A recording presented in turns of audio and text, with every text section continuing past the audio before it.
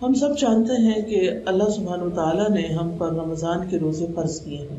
روزہ ایک فرض عبادت ہے جو کہ ہر سال ہم رمضان کے مہینے میں رکھتے ہیں، اور رمضان کے آنے سے پہلے اس کی تیاری کرتے ہیں، ذہنی طور پر، عملی طور پر اس کا انتظار کرتے ہیں، اس کا استقبال کرتے ہیں۔ جیسے کوئی بھی اہم کام ہماری زندگی میں ہوتا ہے تو ہم اس کی تیاری کرتے ہیں۔ کوئی شادی ہو، کسی مہمان نے آنا ہو، کوئی پروگرام ہو، تو ہم پہلے اس کی تیاری کرتے ہیں۔ اگر ہم تیاری نہ کریں تو پھر کیا ہوگا؟ سخت پریشانی ہوگی، افراتفری ہوگی، سکون سے آپ وہ کام کر نہیں سکیں گے۔ دو طرح کے مہمان ہوتے ہیں نا، ایک وہ مہمان ہوتے ہیں جو بتا کے آتے ہیں، تو آپ ان کے آنے سے پہلے خود بھی تیار ہو جاتے ہیں، گھر بھی صاف ستھرا کر لیتے ہیں، کھانا بھی تیار کر لیتے ہیں، اور پھر خوشی خوشی ان کو ویلکم کرتے ہیں۔ آپ کو ان کے آنے کا انتظار ہوتا ہے۔ لیکن کچھ مہمان ایسے ہوتے ہیں کہ جو اچانک آ جاتے ہیں، سرپرائز دیتے ہیں۔ وہ سمجھتے ہیں کہ ہم بڑی اچھی بات کر رہے ہیں، دوسرے کو خوش کریں گے، لیکن ان کے آنے پر کیا ہوتا ہے؟ جو اچانک آتے ہیں، آپ پتہ نہیں کس حلیے میں، ہو سکتا ہے کہ سلیپنگ سوٹ میں ہو، رات کے کپڑوں میں ہو سکتا ہے کہ ابھی گھر کی صفائی نہ شروع ہوئی ہو سکتا ہے کہ آپ کے یہاں کچھ کھانے کی چیز بھی نہ ہو، گروسری بھی نہ ہو، تو آپ کو ایسا مہمان پھر کیسے لگے گا؟ آپ اس کے آنے پر خوش نہیں ہوں گے، آپ اس کا حق ادا نہیں کر سکیں گے، آپ اس کا اکرام نہیں کر سکیں گے، اس کو عزت نہیں دے سکیں گے جو اس کو ملنی چاہیے۔ اس میں آپ کا قصور نہیں، قصور اس مہمان کا ہے جو بغیر بتائے آیا ہے۔ رمضان تو بغیر بتائے نہیں آتا، وہ تو جب رمضان ختم ہوتا ہے جبھی سے دوبارہ کا وہ سفر شروع کر دیتا ہے، اور ہم سب کو اگلے سال کا انتظار لگ جاتا ہے۔ لیکن خاص طور پر جب شعبان کا مہینہ آتا ہے، اور شعبان کا مہینہ بھی جب آدھا گزر جاتا ہے، تو پھر رمضان بہت قریب محسوس ہوتا ہے۔ پھر ہمیں اس کی تیاری شروع کر دینی چاہیے، اور تیاری کرنے کے لیے سب سے اچھی بات یہ ہے کہ ہم قرآن مجید کی ان آیات کا مطالعہ کریں جو اللہ سبحانہ تعالیٰ نے اس زمن میں نازل فرمائی ہیں۔ اور وہ کیا ہے؟ یا ایھا الذین آمنوا کتب علیکم الصیام کما کتب علی الذین من قبلکم لعلکم تتقون ایاما معدودات فمن کان منکم مریضا او علی سفر فعدۃ من ایام اخر وعلى الذين يطيقونه فدية طعام مسكين فمن تطوع خيرا فهو خير له وأن تصوموا خير لكم إن كنتم تعلمون شهر رمضان الذي ينزل فيه القرآن هدى للناس وبينات من الهدى والفرقان فمن شهد منكم الشهر فليصم ومن كان مريضا أو على سفر فعدة من أيام أخر یرید اللہ بکم الیسر ولا یرید بکم العسر ولتکملوا العدۃ ولتکبروا اللہ علی ما ھداکم ولعلکم تشکرون۔ اے لوگو جو ایمان لائے ہو۔ کون ہے وہ لوگ؟ کون ایمان لائے ہیں؟ ہم ایمان لائے ہیں۔ یا ایھا الذین آمنوا، اے لوگو جو ایمان لائے ہو، تم پر روزہ رکھنا فرض کیا گیا جس طرح تم سے پہلے لوگوں پر فرض کیا گیا تھا۔ کیوں؟ تاکہ تم متقی بن جاؤ۔ گنتی کے چند دن ہیں، پھر جو کوئی تم میں سے بیمار ہو یا سفر پر ہو تو دوسرے دنوں سے تعداد پوری کر لے، اور جو لوگ اس کی طاقت نہ رکھتے ہوں وہ ایک مسکین کا کھانا فدیہ دے دیں، اور جو کوئی خوشی سے نیکی کرے تو وہ اس کے لیے بہتر ہے، اور یہ کہ تم روزہ رکھو تمہارے حق میں بہتر ہے اگر تم علم رکھتے ہو۔ رمضان وہ مہینہ ہے جس میں قرآن نازل کیا گیا، یہ ہدایت ہے لوگوں کے لیے، اور ہدایت اور حق و باطل میں فرق کرنے والے روشن دلائل ہیں۔ تو جو کوئی تم میں سے اس مہینے کو پائے اسے چاہیے کہ اس کے روزے رکھے، اور جو بیمار ہو یا سفر میں ہو تو دوسرے دنوں سے تعداد پوری کر لے۔ اللہ تمہارے ساتھ آسانی چاہتا ہے، وہ تمہارے ساتھ تنگی کا ارادہ نہیں کرتا، اور تاکہ تم تعداد پوری کرو، اور تاکہ تم اللہ کی بڑائی بیان کرو اس پر کہ اس نے تمہیں ہدایت بخشی، اور تاکہ تم شکر ادا کرو۔ اللہ سبحانہ تعالیٰ خطاب فرما رہے ہیں ایمان والوں سے، یا ایھا الذین آمنوا، اے لوگو جو ایمان لائے ہو۔ جب کوئی آپ کا نام لے کے آپ کو بلاتا ہے تو آپ کیا کرتے ہیں؟ آپ کو جواب دینا چاہیے کہ نہیں دینا چاہیے؟ دینا چاہیے۔ اور اللہ سبحانہ تعالیٰ آپ کو ایمان کے واسطے سے یا ایمان کے آپ کے تعلق سے آپ کو پکار رہے ہیں، یا ایھا الذین آمنوا، اے لوگو جو ایمان لا چکے ہو۔ تو اس سے دل میں ایک بات تازہ ہو جاتی ہے کہ الحمدللہ ہم بھی ایمان والے ہیں۔ اب اس ایمان کا تقاضا کیا ہے؟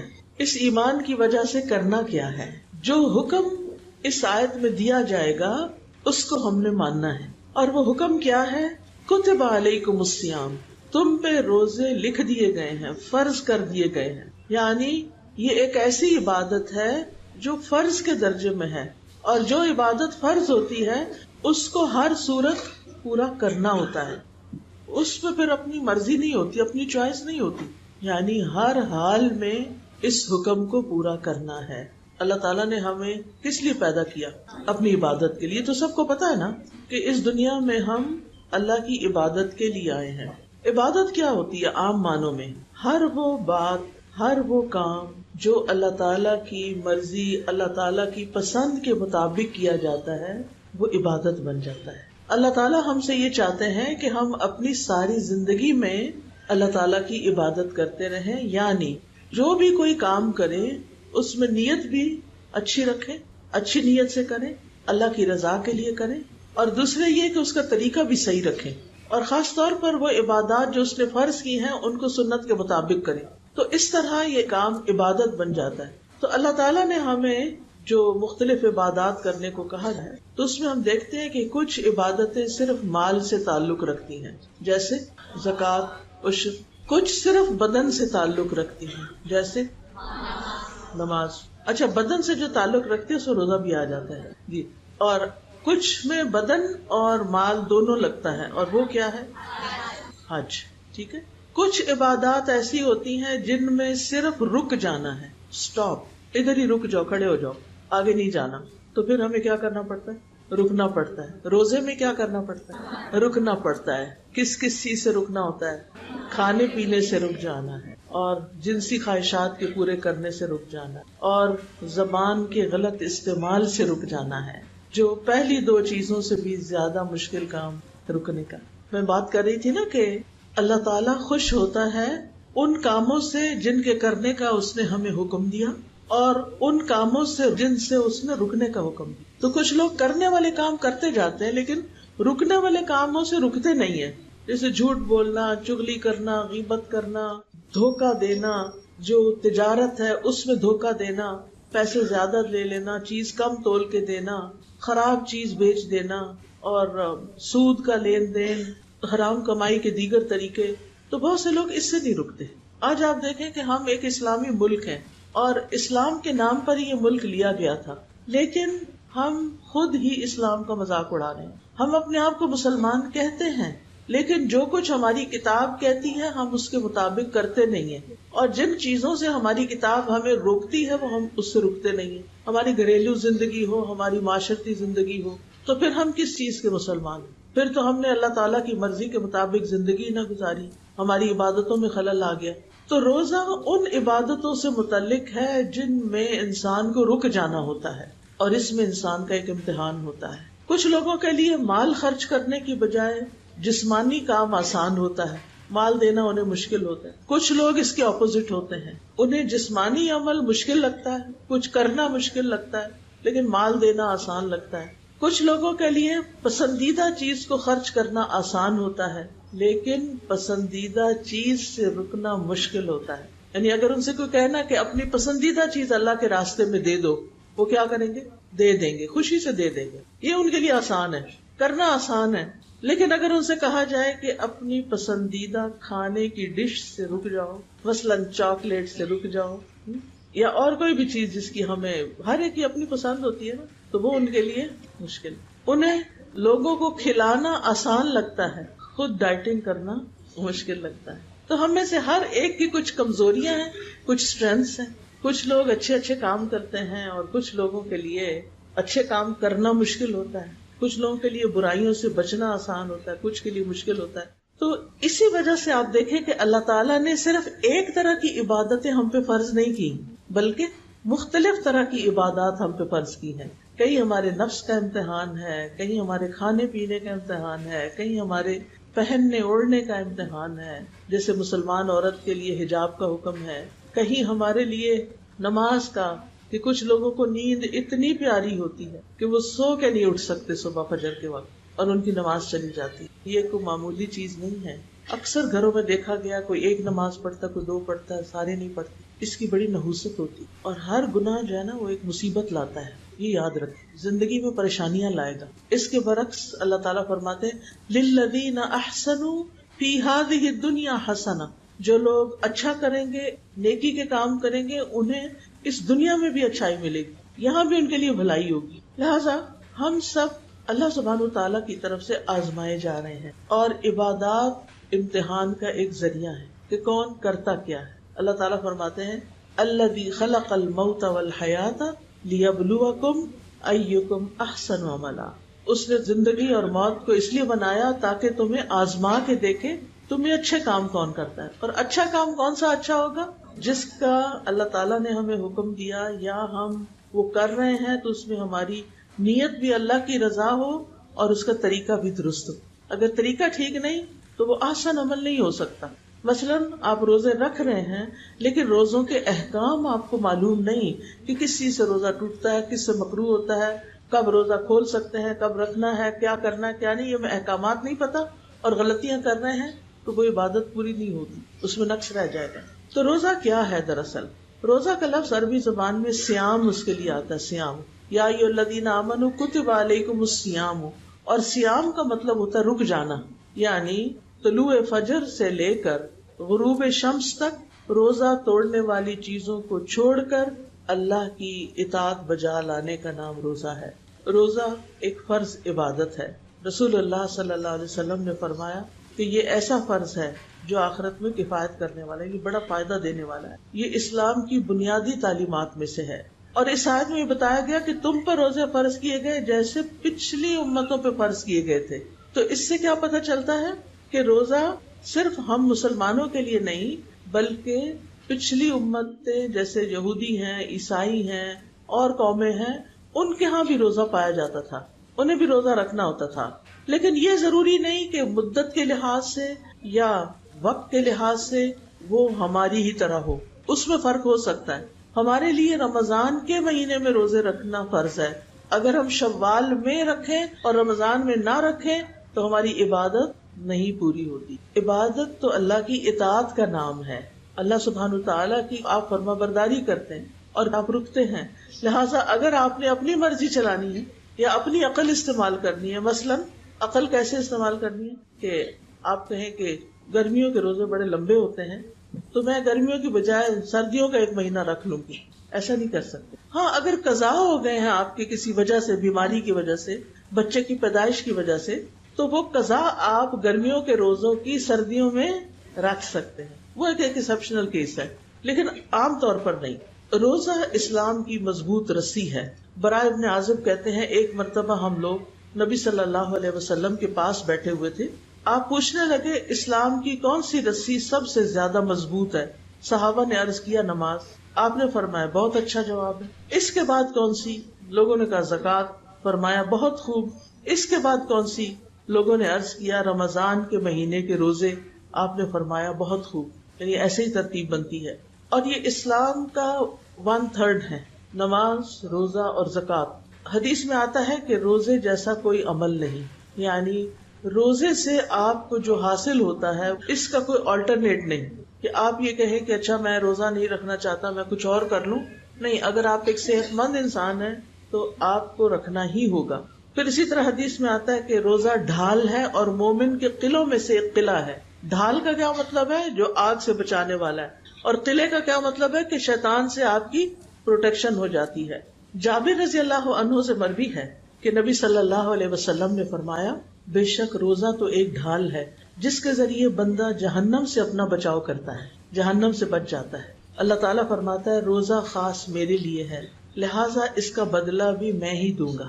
اور وہ انعام جو اللہ تعالیٰ خود دے وہ کتنا بڑا ہو سکتا ہے. پھر اسی طرح اگر آپ ایمان کے ساتھ، یقین کے ساتھ اور ثواب کی نیت سے روزے رکھیں، پتلے ہونے کی نیت سے نہیں، کیونکہ بار بار دل میں ایسے خیال آتا ہے نا اچھا شکر ہے رمضان آ رہا ہے، کم کھائیں گے شاید کچھ وزن کم ہو جائے. اس خیال کو فوراً جھٹک دیا کریں کہ نہیں، میں نے وزن کم کرنے کے لیے روزے نہیں رکھنے بلکہ اللہ کی رضا کے لیے روزے رکھنے. کیونکہ جس کام میں نیت ٹھیک نہ ہو وہ کام اللہ کے یہاں قبول نہیں ہوتا. اللہ سبحانہ تعالیٰ کو وہ چیز بالکل پسند نہیں جو اس کے لیے نہیں کی گئی اور کسی اور کے لیے کی گئی ہے، یہ اس کو بالکل پسند نہیں. تو ہمیں بھی پھر کیا کرنا ہے کہ جو اللہ تعالیٰ کو پسند نہیں وہ ہمیں بھی نہیں کرنا. ہمیں بھی پسند نہیں، اور ہمیں وہ کرنا ہے جو اللہ تعالیٰ کو پسند ہے. تو جو شخص ایمان کے ساتھ اور ثواب کی نیت سے روزے رکھے گا، ثواب کی نیت کرنی ہے. بعض لوگ کہتے نہیں ثواب کی نیت کا کیا مطلب ہے، ہم بس اللہ کا حکم ہے اس لیے کر رہے ہیں. لیکن ہمیں حدیث سے بتایا گیا ہے من صام رمضان ایمانا واحتسابا غفر له ما تقدم من ذنبه. جو شخص ایمان اور احتساب کے ساتھ روزے رکھتا ہے، یعنی جس چیز کا وعدہ کیا گیا ہے اس کی تصدیق کرتے ہوئے، تو اللہ تعالیٰ اس کو اجر عظیم عطا کریں گے. لہٰذا بہت ضروری ہے کہ ہم ثواب کی نیت ضرور کریں کہ اللہ تعالیٰ مجھے آپ سے اس کا بدلے میں ثواب چاہیے. اچھا، جب یہ ہوگا نا کہ ثواب ملے گا تو پھر مشکل بھی آسان لگتی ہے، کیونکہ انسان کے اندر یہ ہے نا کہ اگر اس کو کوئی چیز مل جائے یا جس چیز کو وہ چاہتا ہے وہ مل جائے تو پھر اس کے لیے وہ کام کرنا آسان ہو جاتا ہے. اب مثال کے طور پر آپ دیکھیں کہ جتنے بھی لوگ مختلف کام کرتے ہیں، جیسے کوئی بڑھئی ہے، کارپینٹر ہے، فرنیچر بناتا ہے، کتنی محنت لگتی ہے اس میں. اگر اس کو یہ ہو کہ نہ یہ کسی نے خریدنا ہے اور نہ اس سے مجھے کچھ وصول ہونا ہے تو وہ بنائے گا نہیں. اسی طرح باقی بھی سارے کام. لیکن جب ان کو یہ پتا ہوتا ہے کہ میں اچھے سے اچھا بناؤں گا تو اتنے کا بک جائے گا، تو یہ چیز اس کو موٹیویٹ کرتی ہے اور اپنے کام میں خوبصورتی لانے کا فیصلہ کر لیتا ہے انسان. جب ہمارے دل میں یہ ہوگا کہ یہ اللہ کے لیے میں کر رہی ہوں اور اللہ نے مجھے اس پہ اجر دینا ہے، تو پھر میں اس روزے کو سنبھالوں گی بھی. اچھا، کیسے سنبھالیں گے روزہ اپنا؟ جن چیزوں سے منع کیا گیا ہے ان سے رک کر. مثلاً کس چیز سے منع کیا گیا؟ جی، زبان کے جتنے بھی گناہ ہیں. تو اس رمضان اگر آپ کو یہ لیکچر یاد رہے کہ ہم گئے تھے ایک استقبال رمضان کا لیکچر سننے اور اس میں ہمیں ایک نصیحت کی گئی، اور وہ میری نصیحت آپ سب بہنوں کے لیے، اپنی زبان کی حفاظت کرنی. پورا مہینہ اپنے اوپر سخت چیک رکھنا ہے کہ میں نے کسی سے سخت بات نہیں کرنی، میں نے کسی سے لڑائی نہیں کرنی، میں نے کسی کا دل نہیں دکھانا، میں نے کسی کا مذاق نہیں اڑانا. یہ سب کچھ کس سے ہوتا ہے؟ زبان سے ہی ہوتا ہے. میں نے کچھ ایسا کام نہیں کرنا. بعض اوقات ایسا ہوتا ہے کہ آپ نہیں کرتے لیکن دوسرے آپ کو ٹریگر کر دیتے ہیں. بچے خاص طور پر ہماری کمزوری، ان کے ساتھ ہم بہت زیادتی کر جاتے ہیں. اور رمضان میں کبھی ان کو روزہ رکھا لیں تو اور تنگ کرتے ہیں، کب کھلے گا کب کھلے گا، اور آپ کو بس جواب نہیں ہوتا اسے. تو آپ نے اس پورے رمضان پورے مہینے اس بات کی ٹریننگ لینی ہے اپنے استاد آپ بن کے کہ میں نے منہ نہیں کھولنا، میں نے اس رمضان غیبت چھوڑ دینی ہے، میں نے اس رمضان بچوں کو ڈانٹنا چھوڑ دینا ہے، میں نے اس رمضان اپنے ہسبینڈ کے ساتھ بدتمیزی نہیں کرنی. کیونکہ بعض خواتین ہوتی ہیں نا، وہ بہت چڑھ چڑھ کے بولتی ہیں. اب آپ ایک طرف نماز اور تہجد اور پتہ نہیں کیا اور درس بھی دینے جاتے ہیں، الوداع میں کام کرتے ہیں، لیکن ہسبینڈ کے ساتھ سیدھے منہ بات نہیں کرتے، تو پھر یہ نیکی ہے. تو رمضان ایک تربیت کا مہینہ ہے ہم سب کے لیے، میرے لیے بھی آپ کے لیے. یہ جو چھوٹی چھوٹی باتیں میں مثالیں دے رہی ہوں آپ کو، جس کی عام طور پر کمپلینٹس آتی رہتی ہیں، تو مثالیں دے رہی. اب اگر ایک مہینہ آپ نے چغلی نہیں کی، جھوٹ نہیں بولا، بدتمیزی نہیں کی، بچوں کو نہیں ڈانٹا، تو کیا ہوگا؟ مہینے کے بعد آپ کی اصلاح ہو چکی ہوگی. اور یہی اصل مقصد ہے اللہ تعالیٰ کا کہ روزے کس لیے فرض کیے جا رہے ہیں؟ لعلکم تتقون. تتقون کا لفظ کس سے نکلا ہے؟ تقوی سے، وقایا سے. وقایا کا مطلب ہوتا ہے بچاؤ کرنا، بچنا، پرہیز کرنا، چھوڑ دینا. تو رمضان میں ہم اللہ کے حکم سے حلال چیزیں بھی چھوڑ دیتے ہیں. ایسا ہی ہے نا، کھانا حلال ہوتا ہے ہمارے فریج میں رکھا ہوا، ہم حرام نہیں لاتے، ہم چھوڑ دیتے ہیں.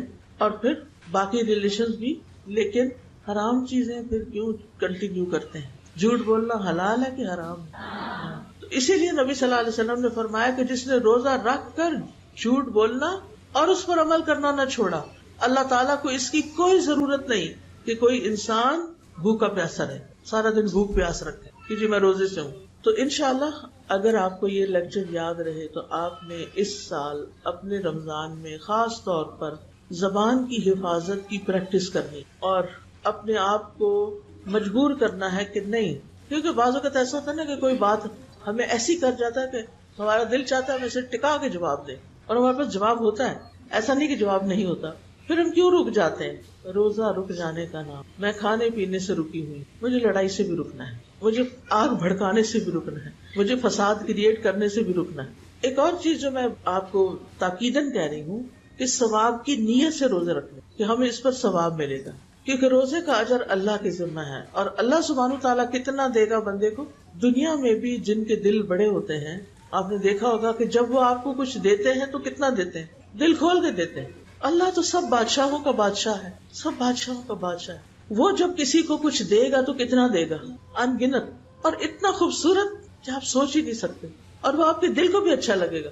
اچھا دنیا میں ایک کم از کم میرے ساتھ ہوتا ہے، جب میں کوئی بہت خوبصورت، بہت قیمتی، بہت ایسی چیز دیکھتی ہوں تو مجھے گھبراہٹ ہوتی ہے. کیوں گھبراہٹ ہوتی ہے؟ کہ اتنی مہنگی، اتنی زیب و زینت والی، میرے خیال ہے میں نہ استعمال کروں، میرے مزاج کے خلاف. یہ دنیا میں ہم ایسے لوگ ہیں کہ جن چیزوں پہ بعض اوقات خوش ہوتے ہیں لوگ، ہم اس پہ بھی خوش نہیں ہو سکتے. اس کے پیچھے بھی وجوہات ہوتی ہیں. انسان سوچتا ہے کہ یہ دنیا کی اٹریکشن اگر میں اس میں پڑ گئی تو پھر اس کی کوئی حد لمٹ نہیں ہے، پھر انسان اسی راستے پہ آگے اور سے اور آگے چل پڑتا ہے. لیکن جب آپ بڑے سے بڑا بھی گھر بنا لیتے ہیں اور بڑے سے بڑی چیزیں اکٹھی کر لیتے ہیں اور سارا دن انہی کی خاطر میں لگے رہتے ہیں، اور اگر آپ سے کہا جائے آئیں دورہ قرآن میں چلے تو آپ کہتے ہیں وقت نہیں ہے، وہی گھر کے کام بہت ہے. ٹھیک ہے، میں مانتی ہوں گھر کے کام بہت ہے، گھر کے کچھ کام تو ضروری ہیں، کرنے ہی چاہیے، لیکن ہم نے گھروں میں کچھ غیر ضروری کام بھی ڈال رکھے ہیں جس کی وجہ سے ہمارا ایک بڑا وقت ان میں چلا جاتا ہے. آپ گھر میں جتنے زیادہ ڈیکوریشن پیس رکھیں گے اتنا زیادہ آپ کو صفائی کے لیے ٹائم چاہیے ہوگا، اتنی زیادہ آپ کو ان کی کیئر کرنی ہوگی. ایک چیز ہے تو ایک کی حفاظت کرنی پڑے گی، دو ہے تو دو کی کرنی پڑے گی، تین ہے تو تین. کام بڑھ گیا نا، کم ہوگا تو کم. آج میری کسی سے بات ہو رہی تھی تو وہ ایک ملک سے دوسرے ملک شفٹ ہوئی، امریکہ میں جا کے رہنا شروع کیا انہوں نے. تو میں ان سے پوچھ رہی تھی کہ آپ کی زندگی کیسے گزر رہی ہے اور مصروفیات کیسی، آپ نے گھر کا کچھ سامان لے لیا کہ نہیں لیا، کیسے سب کچھ. تو کہنے لگی کہ آج میں ایک سیل پر گئی تھی تو بہت طبیعت میری خراب رہی، سارا دن میں بے چین رہی ہوں. میں نے کہا کیوں، کیا ہوا؟ پتا چلا کہ وہاں پر اسٹیٹ سیلز ہوتی ہیں. اسٹیٹ سیل یہ ہوتی ہے کہ جب کوئی ایسا شخص فوت ہو جاتا ہے جس کے کوئی انہیریٹرز نہیں ہوتے، یعنی مثلاً اس کے بچے نہیں ہیں یا کوئی ریلیٹو نہیں ہے کہ جو اس کا سامان لے لے. ہمارے یہاں تو یہ ہوتا ہے نا کہ باپ فوت ہوتا ہے تو چیزیں بچوں میں تقسیم ہو جاتی ہیں، اور اگر صحیح نہ تو لڑائیاں بھی ہوتی ہیں. یہاں تو یہ حالات ہے. وہاں کیا حالات ہے؟ وہاں لوگ عام طور پر بچے پیدا کرنا پسند نہیں کرتے. وہ کہتے ہیں ہماری عیش و عشرت میں خلل آتا ہے. ہم نے زندگی میں جو اپنے گولز اور ایمز بنائے ہوئے تو ہمیں بچے نہیں چاہیے. چائلڈ فری لائف، آزاد، ہم عیاشیاں کریں، حتیٰ کہ شادی بھی نہیں کرنا چاہتے. آپ کو پتہ نہیں چل سنا ہو، وہ کہتے ہیں ہمیں مفت میں لڑکیاں مل جاتی ہیں، ہمیں کیا ضرورت ہے کہ ویڈ لاک کہتے ہیں شادی کو، کہتے ہیں ویڈ لاک، کہ آپ کے اوپر پہ لاک لگ گیا کہ آپ بس ایک عورت کے ساتھ زندگی بسر کریں. کرسچینٹی میں ویسے بھی ہے نا کہ ایک ہی شادی کر سکتے ہیں اور پھر طلاق بھی نہیں ہے اور وہ مسائل الگ ہیں. تو انہوں نے کیا ڈیسائیڈ کیا، شادی نہ کرو اور پھر کیا کرو، ویسے ہی کسی کے ساتھ رہتے رہو. اب بہت سے مسلمان بچے بھی ایسے ہیں کہ جن کے ماں باپ کوئی 30 سال 40 سال پہلے یہاں سے گئے اور اب ان کے جوان بچے ہیں، اب وہ بھی اس طرح کی لائف سٹائل پسند کرنے لگ گئے ہیں، دیکھا دیکھی اپنے دوستوں کو ادھر ادھر. اب وہ کیا کرتے ہیں، اپنا اپارٹمنٹ لے لیتے ہیں، اکیلے رہتے ہیں. اب ظاہر ہے کہ انسان ہے، اب ایک جوان مرد ہو، بہت سا کماتا بھی ہو، سب کچھ ہو اس کے پاس، تو آپ کا کیا خیال ہے کہ وہ کوئی راہب کی زندگی بسر کرے گا؟ شادی اس نے نہیں کی، کوئی راہب بن کے رہے گا، مونک بن کے رہے گا؟ نہیں، وہ حرام رستے اختیار کرے گا. اور لوگ کرتے ہیں. اب شادی کی ضرورت نہیں کیونکہ حرام کھلا ہے، آزادی ہے، جس کو چاہو اپنا پارٹنر بنا لو اور جتنے دن چاہو رہو، جب دل بھر جائے تو چھٹی نکالو اس کو یا خود نکل جاؤ، موو آؤٹ، اس لائف سے موو آؤٹ. ہمارے یہاں کیا ہے، ایک دفعہ شادی ہو گئی تو پھر بچے ہیں تو اب اچھا دن ہے یا برے دن ہے، صبر کرو رہو، اللہ اجر دے گا، ٹھیک ہو جائے گا معاملہ. زندگی بہت آئیڈیل نہیں تب بھی ٹھیک ہے. اچھا وہاں کیا ہے، اب بچے تو آپ نے پیدا نہیں کیے، آپ کو اللہ نے مال بہت دیا، آپ کی اچھی اچھی جابز ہیں. تو کہنے لگی کہ جس گھر میں گئی تھی وہ گھر کسی کا تھا جس کے بچے نہیں تھے. تو ایسا بندہ جب فوت ہو جاتا نا تو اسٹیٹ یعنی حکومت وہ گھر لے لیتی ہے، وہ گھر حکومت کا ہو جاتا ہے. اب وہ کسی ایجنسی کو دیتی ہے کہ وہ اس کے اندر جتنا سامان ہے اس کو سیل کرے. کہتے میں جب اس گھر میں داخل ہوئی تو اس میں ایک جو پینٹنگ تھی وہ $20,000 کی، اور ایک صوفہ $25,000 والا، اور ایک سے ایک قیمتی کراکری اور سب سامان. اور لوگ آ رہے تھے اور سستا کوئی 6,000 کو کتنا کر کے لے جا رہے تھے. اور گھر بھی شاید کسی جھیل کے کنارے تھا، بڑا ہی خوبصورت گھر، بہت بڑا گھر، اکیلا بندہ رہتا تھا. اور اب اس کا سامان وہ تو قبر میں ہے، اس کے ساتھ تو آگے پتہ نہیں کیا ہو رہا ہے. لیکن کہتی دیکھ کے بہت میرے دل میں تکلیف آئی کہ اس دن کے لیے اس نے یہ سب کچھ اکٹھا کیا تھا کہ یوں سارے لوگ ایک طرح سے لوٹ سیل کہہ لیں لے جائیں. میں نے کہا لینے والے بھی نہیں سوچ رہے, ان میں بھی کئی ایسے ہوں گے کہ جو بڑی خوشی سے لے جا رہے ہوں گے اور پھر آخر میں پھر یہی حال ہو, کیونکہ یہ اب ٹرینڈ چل پڑا ہے اور زیادہ ہو گیا ہے, موومنٹ ہے باقاعدہ. جیسے ہمارے ہاں تو لانگ مارچ ہوتے ہیں اور موومنٹس اور چلتی ہیں نا, اور فساد ہے, لیکن وہاں پر اس طرح کی موومنٹس چلتی ہیں, عورتوں کی آزادی کی, فیمنزم کی, اور پھر چائلڈ فری لائف کی. اور آج کل آپ کو پتا ہے کہ کئی اور مسائل کھڑے ہو گئے کہ عورت سمجھتی نہیں میں عورت نہیں, میں تو مرد ہوں, لہٰذا وہ اپنا آپریشن کروا کے مردوں جیسا بننے کی کوشش, ہارمون کھا کے منہ پہ بال اگواتے ہیں, اور پھر چلو مرد عورت عورت مرد بن رہے ہیں, یہ الگ مصیبت. لیکن اب ایک اور چیز یہ بھی شروع ہو گئی کہ کچھ لوگ کہتے ہیں کہ میں بلی ہوں, کوئی کہتا ہے میں کوا ہوں. یہ میں من گھڑت کہانی نہیں بتا رہی, یہ فرسٹ ہینڈ انفارمیشن ہے کہ انسان بھی نہیں ہے. وہ کیوں؟ فریڈم ہے, آزادی ہے, ہم جو مرضی بننا چاہیں. ہمارے اندر جو خیالات ہیں, اور یہ خیالات کون ڈالتا ہے اندر؟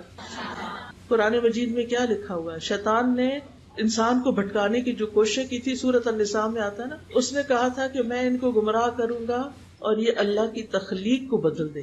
اللہ تعالیٰ فرماتے انا خلقناکم من ذکر و انثی, ہم نے تمہیں مرد اور عورت سے پیدا کی. انسان کی عزت اسی میں ہے کہ وہ انسان.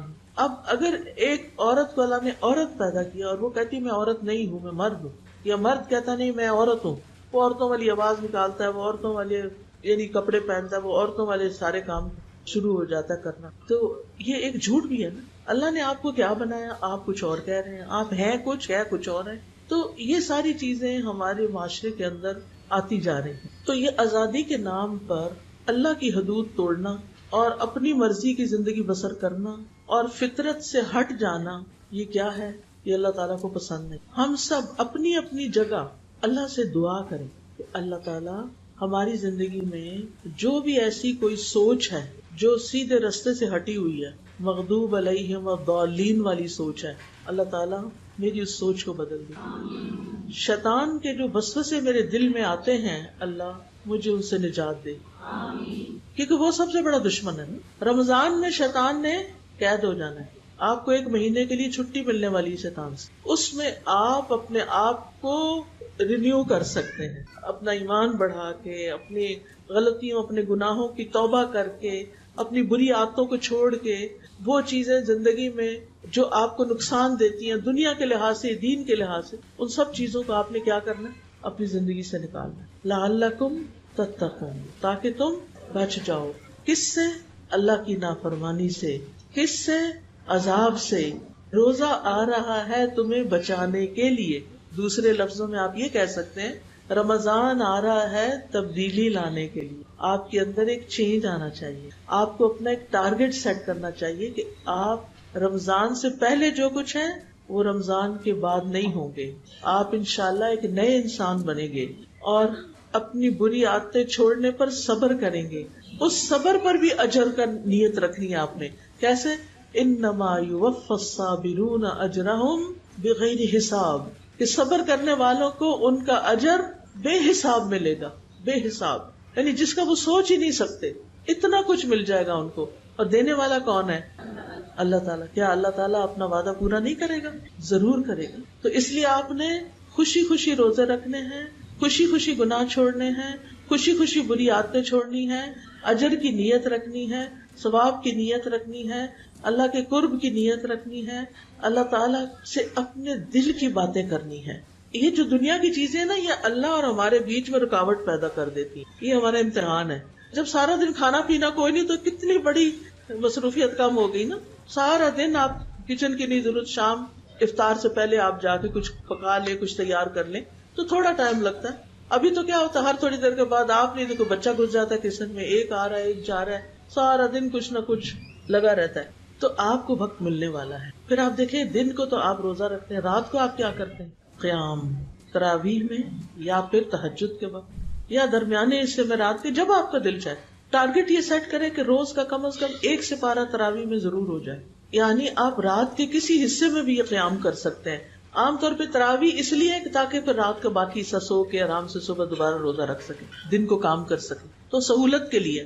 ورنہ یہ فرض نہیں ہے کہ عشاء کی نماز کے ساتھ ضرور پڑھی جائے. اگر آپ پڑھ سکتے ہیں تو بہت ہی اچھا، اگر نہیں پڑھ سکتے تو آپ سو کے دوبارہ اٹھے. لیکن اگر آپ کو ڈر ہے کہ میں اٹھ ہی نہیں سکوں گی تو بہتر ہے سب کے ساتھ پڑھ کے. سب کے ساتھ پڑھنا آسان ہوتا ہے. جب انسان دیکھتا ہے اچھا یہ بھی اتنے اچھے پڑھ رہے، یہ بھی پڑھے، میں کیوں بیٹھ گئی ہوں، میں کیوں سو رہی، میں کیوں آرام کر رہی. اجتماعیت میں بڑی برکت ہے. اکیلے روزہ رکھنا رمضان کے بعد کتنا مشکل ہوتا ہے، لیکن رمضان میں سارے رکھ رہے ہوتے ہیں تو سب کے ساتھ آسان ہوتا ہے. اکیلے رات کو تہجد اٹھ کے پڑھنا مشکل ہوتا ہے، لیکن جب سارے تراویح پڑھ رہے ہوتے ہیں تو عادت پڑ جاتی ہے، آسانی ہو جاتی. تو آپ دیکھیے کہ رمضان میں نا روزہ جو ہے نا یہ آپ کے اور آپ کے رب کے بیچ میں ایک راز بھی ہے. راز بھی ہے. کسی کو نہیں پتا کہ آپ نے روزہ رکھا ہوا ہے یا نہیں رکھا ہوا. ویسے سب کہیں گے ہاں آپ روزے سے ہیں، لیکن اگر آپ نے نہیں رکھا تو کسی کو بھی نہیں پتا. آپ چھپ کے کچھ کھا لیتے ہیں، کسی کو نہیں پتا. لوگوں کی نظر میں آپ روزہ دار ہیں لیکن اصل میں آپ نہیں ہیں. تو یہ کیا ہے روزہ؟ روزہ آپ کے اور رب کے بیچ میں ایک راز ہے. آپ صرف اللہ کے لیے روزہ رکھتے ہیں. الصوم لی، اللہ تعالیٰ فرماتے ہیں روزہ میرے لیے ہے. بندے کی یہ عبادت صرف میرے لیے ہے، میں ہی جانتا ہوں کہ وہ روزے سے ہے یا نہیں. لہٰذا آپ نے دن کا کوئی نہ کوئی وقت یا رات کا کوئی نہ کوئی وقت ایسا ضرور نکالیں کہ آپ کسی گوشے میں جا کے بیٹھ جائیں، کسی اکیلی جگہ پہ گھر میں. مجھے معلوم ہے بچے ہوتے ہیں، ہسبینڈ ہے، جوائنٹ فیملی سسٹم ہے، بہت سے مسائل ہیں، لیکن پھر بھی کوئی نہ کوئی جگہ آپ کو گوشہ مل جائے. الحمدللہ موسم اچھا ہے، نہ زیادہ سردی ہے نہ زیادہ گرمی ہے. آپ گھر سے باہر نکل کے برآمدے میں بیٹھ سکتے ہیں، سین میں بیٹھ سکتے ہیں. اگر اللہ نے آپ کو لان دیا تو لان میں جا کے بیٹھ سکتے ہیں. یعنی کوئی نہ کوئی گوشہ تلاش کریں، اس میں آپ اللہ سے باتیں کریں، اس میں آپ اپنے لیے دعائیں کریں. آپ کو پتہ ہے روزہ دار کی دعائیں قبول ہوتی ہیں. آپ دعائیں کریں، آپ چپ کے اپنے رب کو پکاریں، آپ رو کے پکاریں، آپ آہوزاری کر کے پکاریں. آپ نے اللہ سے قریب ہونے کا ٹارگٹ رکھنا. ایک ہوتا ہے ہم کتاب کھول لیتے ہیں اور ہم پڑھے جاتے ہیں، دعائیں پڑھے جاتے ہیں. کوئی بیچ میں آگے اس سے بات بھی کر لی، پھر شروع ہو گئے، پھر ادھر ادھر باتوں کا کچھ اس کو کہا ادھر آؤ تم فلاں یہ کر دو یہ کرو، اور ساتھ دعائیں مانگی. کیا دعائیں مانگنا ہے؟ چلو نہ ہونے سے بہتر ہے، شاید یہی فائدہ دے جائیں. لیکن اور کیا کرنا ہے آپ نے اپنی زبان میں اپنے دل. آپ کو پتہ ہے کہ میں جب دلی دعا مانگتی ہوں میں پنجابی میں مانگتی ہوں، کیونکہ وہ ایسا لگتا ہے کہ جیسے وہ مادری زبان ہے، مدر ٹنگ ہے، تو یوں لگتا ہے کہ جیسے نا وہ ایک جیسے کوئی سچا تعلق قائم ہو گیا نا. ماں کے ساتھ سب سے زیادہ سچا تعلق ہوتا ہے. تو ماں والی زبان جو ہوتی ہے یا ماں سے جو بات ہوتی ہے وہ بہت اور طرح ہوتی ہے. اوروں سے ہم اور طرح بات کرتے ہیں، ماں سے اور طرح کرتے ہیں. اللہ سبحانہ وتعالیٰ تو ساری ماؤں سے بھی زیادہ محبت کرنے والا ہے. تو آپ کے پاس دعاؤں کے کارڈ بھی ہوں، کتابیں بھی ہوں، ایپس بھی ہوں، سب کچھ ہو، لیکن آپ نے اندر آپ کو پتہ کیا فیل ہوگا. میں جب اس طرح بیٹھتی ہوں نا، میں جب ایسی دعا کرنے تو مجھے اپنے ذہن پہ آگے کئی چیزیں خیالات آ رہے ہوتے ہیں، ہٹانا پڑتا ہٹانا تھوڑا ٹائم لگتا ہے اندر جانے میں، ڈیپ جانے میں. یہ ایسے ہی نہیں آ جائے گا. ہاں چلو چلتے پھرتے اللہ سے باتیں کر سکتے ہیں، لیکن آپ تصور میں بیٹھ استغفار کر اور پھر اللہ سے مانگے اللہ مجھے اپنا قرب دے دے، اپنی محبت دے دے، ایمان دے دے، توکل دے دے، امید دے دے، اپنا خوف دے دے، جہنم سے بچا لے، جنت میں داخل کر، اپنا دیدار عطا کر، اپنی پسند کے کام کرنے کی توفیق دے. اللہ مجھے ہر اس کام سے دور کر دے جو آپ کو پسند نہیں، اور ہر اس کام کو کرنے کی توفیق دے جو آپ کو پسند ہے. اللہ میری مشکلات آسان کر دے. اللہ بیماروں کو صحت دے. میرے سارے بہن بھائیوں، دوستوں، رشتہ داروں کو جو زندہ ہیں، جو فوت ہو چکے ہیں، اللہ ان سب پر اپنی رحمت نازل کر دے، ان کو بخش دے. اللہ مجھے نیکی کے ان کاموں کی توفیق دے کہ جو میں کروں تو آپ راضی ہو جائیں. بس مجھے وہ رستے دکھا دے، آپ مجھے گائیڈ کریں، آپ مجھے راہ دکھائیں، آپ مجھے توفیق دیں، آپ مجھ سے کروا لیں. میں بہت کمزور ہوں، مجھے نہیں کرنا آتا، آپ مجھ سے کرا لیں. میں نے 2 منٹ بات کی ہوگی بس، تو یہ 2 منٹ آپ نے نکالنے اپنے لیے، باتیں کرنی ہیں آپ نے اللہ سے، آرام سے پیار سے آہستہ آہستہ دعائیں کرنی انشاءاللہ تعالیٰ. ٹھیک ہے، یہ تو میں نے ایسے جو دل میں ابھی کہہ دیا، لیکن اللہ تعالیٰ آپ کو سجھائے گا اور بھی اچھا کہنا. عام طور پہ جب ہماری زندگی میں کوئی پریشانی آتی ہے نا تو ہم لوگوں کے پیچھے بھاگتے ہیں، اس کو بتا اس کو بتا، سارا ہم اسی سے نکال کے بیٹھ جاتے ہیں، اور اللہ سے جب دعا مانگتے تو دھیان کہیں اور ہوتا ہے. نہیں، جب آپ کے اندر تکلیف آئے، جب آپ کو رونا آئے، جب آپ کو پریشانی آئے، پھر اللہ کو پکارے. کسی انسان کو فون نہ کرے، کسی کو میسج نہ کرے، کسی سے مشورے ابھی نہیں کرنے، پہلے اللہ سے بات، پھر مشورہ کریں گے. پھر آپ دیکھیے کہ روزہ کبھی کبھی لگنے بھی لگتا ہے نا. آپ سوچیں کہ قبر میں جب اکیلے ہوں گے تو روزہ پروٹیکٹ بھی کرے گا، یہ میں اس دن کے لیے رکھ رہی ہوں، میں اس دن کا سامان تیار کر رہی ہوں، قیامت کے دن بھی سفارش کرے گا، جنت میں لے جانے والا کام. جنت کا مخصوص دروازہ ہے روزہ داروں کے لیے. کیا نام ہے اس کا؟ باب الریان. تو روزے کا جو اصل مقصد ہے نا وہ ہے بچنا، تقویٰ. اور تقویٰ جو ہے نا اعمال کو خوبصورت بنا دیتا ہے، کیونکہ روزہ دار اللہ کی خاطر اپنی من پسند چیزوں کو چھوڑتے، اپنی محبوب چیزوں کو چھوڑتا ہے. روزے میں صرف اللہ کی نگرانی کا احساس ہوتا ہے. روزے میں گناہ کم ہوتے ہیں، نیکیاں زیادہ ہوتی ہیں. پھر اسی طرح انسان اللہ کی نعمتوں کا شکر ادا کرتا ہے، شکر گزار بنتا ہے، نفس کو قابو کرنا آتا ہے. کیونکہ ہمارا نفس جو ہے نا یہ ہمیں کچھ کاموں کا حکم دیتا ہے اور پھر ہم پھسل جاتے ہیں. تو روزے میں یہ بھی قابو ہوتا ہے. انسان کی شہوت ختم ہوتی، شیطان کی طاقت کمزور ہوتی، صحت بھی اچھی ہوتی. یعنی روزے سے ہم ڈرتے ہیں پتہ نہیں ہم کمزور ہو جائیں گے، نہیں، ڈیٹاکس کرتا ہے ہمیں. گناہ وغیرہ تو کرتا ہی ہے لیکن جسم کے زہر بھی دور کرتا ہے. پھر اسی طرح دوسروں کا احساس بھی زیادہ پیدا ہوتا ہے، مسکینوں کا، یتیموں کا، غریبوں کا. اور پھر چند گنتی کے دن تو ہوتے ہیں، سارا سال تو روزے نہیں ہے. 12 مہینوں میں سے 1 مہینہ بس اللہ تعالیٰ چاہتے تو 2 کر دیتے، 6 کر دیتے، پھر ہم کیا کرتے. لیکن اللہ نے ہم پہ بڑا رحم کیا، بس 1 مہینہ. پھر اگر کوئی بیمار ہو اور بیماری ایسی ہو کہ جو روزے کی وجہ سے بڑھ جائے، یہ نہیں کہ میں بیمار ہوں تو میں ریسٹ کرنے کے لیے آج سارا دن پانی پینا چاہتی ہوں، تو نہیں. اگر بیماری زیادہ ہو رہی ہو، اگر شفا ڈیلے ہو جائے، اگر کوئی ایمرجنسی آ جائے اور سرجری کرانی پڑے، تو بعضوں کے ڈاکٹر صرف ایسا ٹائم دیتے ہیں، اس کے علاوہ وہ اویلیبل ہی نہیں ہوتے. تو وہ سارے حالات کو دیکھ کے تو تھوڑی بہت تکلیف والی جو بیماری ہے نا اس میں روزہ نہیں چھوڑنا. اسی طرح سفر، اگر آرام دہ سفر ہے تو روزہ نہیں چھوڑے، لیکن جب تکلیف والی سفر ہو تو پھر روزہ چھوڑ سکتے ہیں. اور جو بوڑھے لوگ ہیں جن کی صحت کی توقع ہی نہیں ہے، ان کا فدیہ دینا ہے. فدیہ کتنا دینا ہے؟ 1 مسکین کا کھانا 1 وقت کا. ٹھیک ہے. بوڑھا مرد یا بوڑھی عورت جس کے اندر ہمت طاقت نہیں. ویسے تو ماشاءاللہ کئی بوڑھے ہم سے زیادہ اچھے ہیں. ہماری والدہ تھی تو 78 ایئرس کی ان کی ایج تھی اور وہ نفل روزے رکھتی. ہر مہینے 3 روزے، 13، 14، 15 کے، اور ہر سوموار جمعرات روزہ. اب وہ بوڑھی تھی لیکن وہ روزے رکھتی تھی اور اللہ نے ان کو توفیق دی ہوئی تھی. تو صرف یہ نہ سوچے اب میں 70 سال کی ہو گئی ہوں، اب تو میرا بڑھاپا آ گیا لہذا اللہ نے رخصت دیا میں کھاؤں پیوں. نہیں، اگر آپ میں ہمت ہے تو آپ بھی روزہ رکھیں. وَأَن تَصُومُوا خَيْرٌ لَكُمْ، اور یہ کہ تم روزہ رکھو یہ تمہارے حق میں زیادہ بہتر ہے. پھر اسی طرح حاملہ اگر روزہ رکھ کے وہ ٹھیک ٹھاک اپنا، ڈاکٹر کہتی ہے کہ کوئی کمپلیکیشن نہیں ہے تو وہ بھی روزہ رکھ لے. لیکن اگر ہے اور بچے کی گروتھ میں فرق پڑتا ہے تو پھر اس صورت میں روزہ چھوڑ دے اور بعد میں رکھ لے. اسی طرح دودھ پلانے والی، اگر بچہ سالڈ فوڈ پہ ہے اور تھوڑا دودھ بھی ساتھ پی رہا ہے تو روزہ رکھ سکتے ہیں. لیکن اگر بچہ ٹوٹلی آپ کے دودھ پر ڈیپینڈنٹ ہے تو پھر آپ چھوڑ بھی سکتے. پھر یہ بھی ہو سکتا ہے 1 دن رکھے 1 دن نہ رکھے، ضروری نہیں کہ سارے چھوڑ دیں. تو روزے اگر نہیں رکھ سکتا کوئی مجبوری سے، یعنی دوبارہ قضا بھی نہیں رکھ سکتا تو فدیہ ساتھ ساتھ دے دے. روزانہ 1 مسکین کو کھانا کھلاتا جائے یا اکٹھا 30 دنوں کا نکال دے.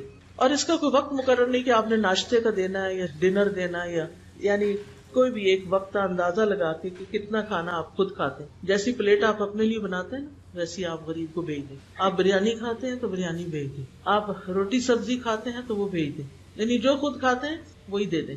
چونکہ وقت ختم ہو گیا لیکن ایک بڑی اہم بات ہے اور وہ ہے کہ شہر رمضان الذی انزل فیہ القرآن، رمضان وہ مہینہ ہے جس میں قرآن نازل ہوا ہے. اس لیے اس رمضان قرآن کے ساتھ وقت گزارنے کا ٹارگٹ سیٹ، کس وقت دورہ قرآن کرنا ہے، کس وقت ناظرہ پڑھنا ہے، کس وقت کچھ حفظ کرنا ہے، کس وقت تراویح پڑھنی. یعنی عام دنوں سے زیادہ قرآن سے تعلق ہونا چاہیے، جو بھی طریقہ آپ کریں اپنے اپنے حالات کے مطابق. کیونکہ رمضان ایک مبارک مہینہ ہے، آسمان کے دروازے کھلتے ہیں، جنت کے دروازے کھل جاتے ہیں، جہنم کے دروازے بند ہو جاتے ہیں، شیطان جکڑے جاتے ہیں، گناہوں کا کفارہ ہو جاتا ہے، نیکیوں کا شوق آ جاتا ہے انسانوں کے اندر.